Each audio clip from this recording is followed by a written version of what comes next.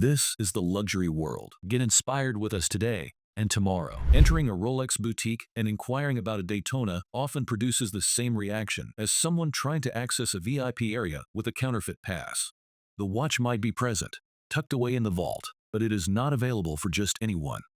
This scenario exemplifies the broader truth about Rolex. It does not simply sell timepieces, it curates exclusivity. Authorized dealers serve not only as retailers but also as selective gatekeepers. Access is earned, not granted by default. In today's breakdown from the luxury world, the aim is to explore the behind-the-scenes strategies that allow certain individuals to walk away with the Rolex models that others can only dream about. If you have not subscribed to our channel yet, make sure to do so to stay informed on future updates. The role of strategic spending. Despite the newest factors at play, financial investment undeniably influences access.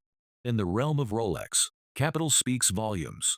One of the most direct pathways to receiving priority treatment at an authorized dealer involves consistent and meaningful spending. However, contrary to common belief, this spending does not have to revolve solely around Rolex watches. Dealers operate under business models that rely on sales targets and inventory movement. While steel sports models, such as the Submariner, Daytona, and GMT-Master II attract global demand, these pieces are rarely prioritized for walk-ins.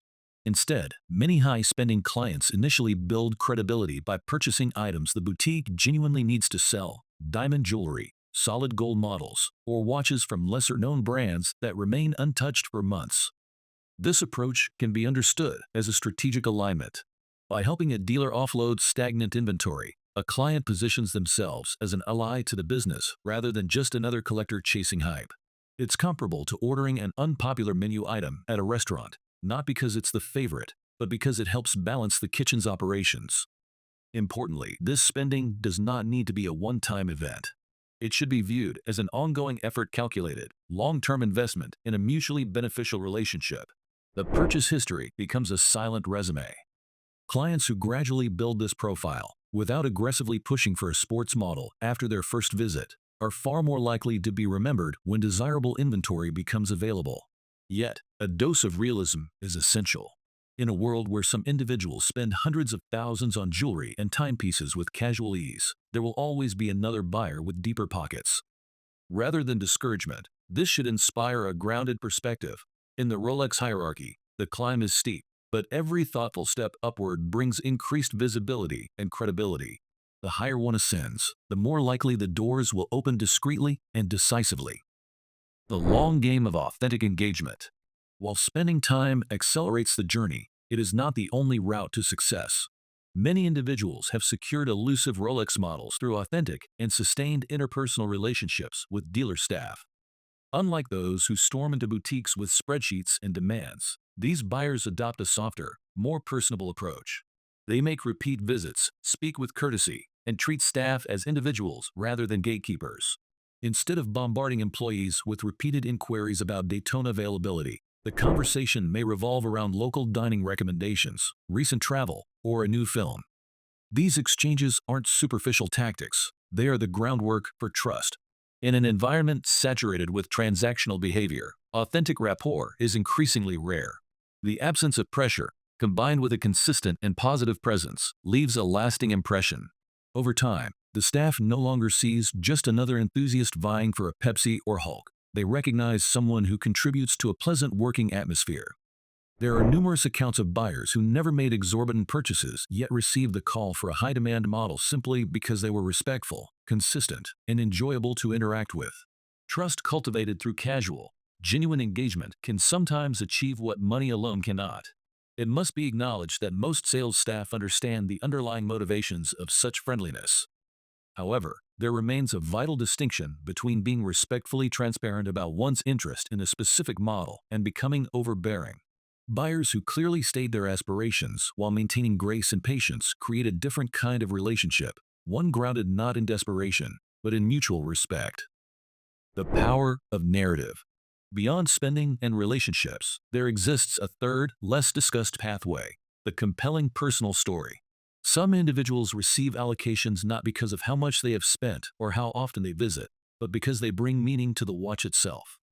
Rolex watches were not designed to sit idle beneath boutique lighting. These instruments were built for a purpose, for deep-sea exploration, aviation, racing, and adventure. When a buyer walks in with a life story that aligns seamlessly with the spirit of a model, it creates a poetic synergy that is hard to ignore. Consider the individual training to summit Mount Everest who walked out with an Explorer, or the commercial pilot logging countless hours in international airspace who received a GMT-Master II, or the professional diver whose daily life echoes the functionality of the Submariner. In such cases, the allocation feels inevitable, not because of wealth or charm, but because the watch and the wearer seem destined for each other. These narratives do not require dramatic flair to be compelling. Authenticity is the key.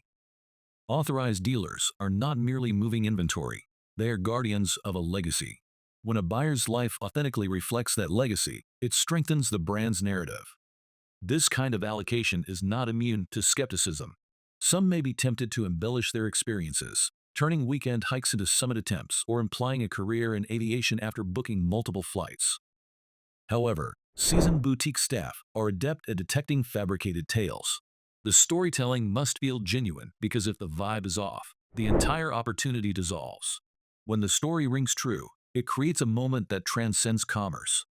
It transforms a purchase into a symbol, a celebration of character rather than capital.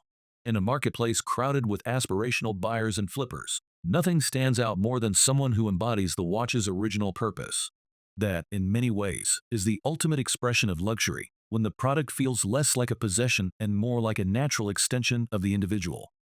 While these three pathways, strategic spending, genuine relationships, and meaningful narratives, offer actionable insights, it is critical to understand the broader realities of the modern Rolex ecosystem.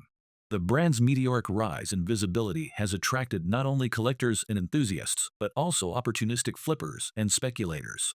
This influx has made authorized dealers more cautious and selective than ever. Each allocation carries weight, as every sale influences brand perception, customer satisfaction, and future loyalty. A boutique's decision to allocate a high-demand piece involves more than profit. It involves trust, discretion, and alignment with Rolex's long-term image. Those seeking instant gratification often misread the room. Walking in with cash on hand and a printed list of dream watches rarely moves the needle. Instead, it can backfire by positioning the buyer as uninformed or transactional. Similarly, those who only appear once to make a splashy purchase and then disappear are easily forgotten, especially when compared to consistent clients with a steady presence. The most successful individuals treat the journey with respect. They understand that each interaction contributes to a narrative. That narrative, when built on substance and sincerity, has the potential to unlock doors others will never even see. Securing a coveted Rolex model is rarely about one singular approach. Rather, it is the interplay of multiple factors: financial contribution, human connection, and emotional resonance.